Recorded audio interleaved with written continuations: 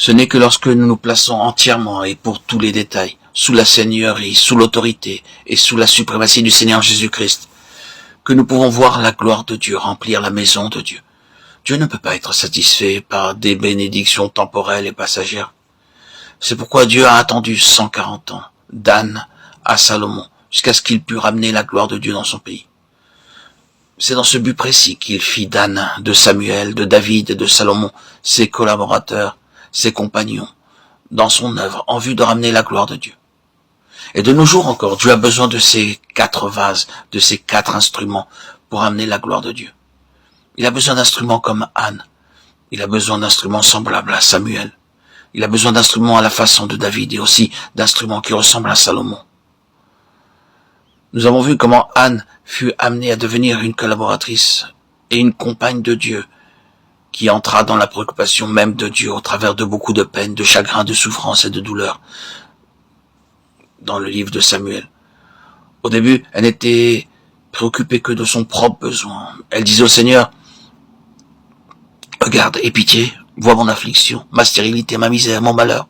Oh Dieu, rends-moi heureuse, donne-moi un enfant. » Pendant des années, sa prière ne tournait qu'autour d'elle-même, n'était centrée que sur elle-même, sur ses besoins, sur ses aspirations, sur ses désirs. Et Dieu gardait le silence. Il est un Dieu d'amour.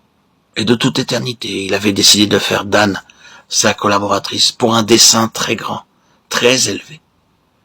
Mais après avoir prié des années, Anne fut amenée à comprendre que Dieu aussi avait un besoin, qu'il avait lui aussi une préoccupation.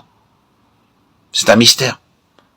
Comment se peut-il qu'un Dieu si grand, si puissant dépende de toi et de moi pour satisfaire un besoin qui est là en lui-même dans son propre cœur?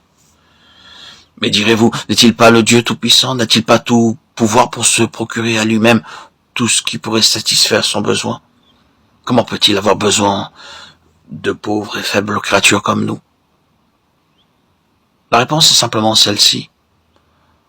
Son amour est un amour unique, c'est un amour éternel.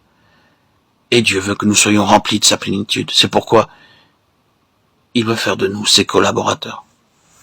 Et connaître l'amour de Christ qui surpasse toute connaissance, en sorte que vous soyez remplis jusqu'à toute la plénitude de Dieu. Éphésiens 3:19. Son amour est unique, incomparable. Il veut que nous soyons remplis de sa plénitude. Il désire que nous soyons remplis de toutes les bénédictions possibles et imaginables dans les lieux célestes, en Jésus-Christ. Éphésiens 1:3. Il est bien dit qu'il nous a au passé bénis de toutes sortes de bénédictions spirituelles dans les lieux célestes, en Jésus-Christ. Cela signifie que toutes les bénédictions, toutes sans exception, dans les lieux célestes, en Jésus-Christ, nous sont destinées à vous et à moi.